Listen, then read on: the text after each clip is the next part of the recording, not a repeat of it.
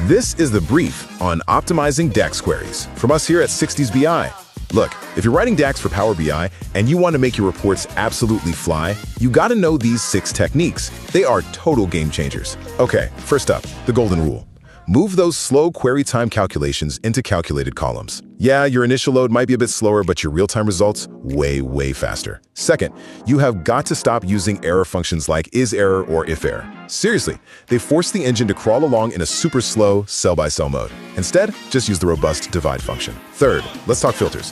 When you're checking for a single filtered value, don't use slow stuff like count rows values. No way. Stick to the built-in, highly optimized functions, has one value or has one filter. Number 4. When you're just adding values to a table, use add columns instead of summarize. Why?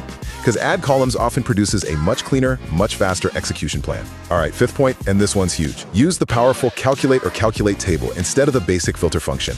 Calculate is lightning fast. It can take queries from minutes down to seconds. And finally, number 6, choose I is empty over I is blank. It's just faster. I is empty only checks if a row exists, avoiding the need to evaluate a whole expensive measure like I is blank might. So, there you have it. Master these 6 tips, and you'll get way faster processing and top-notch DAX performance every time.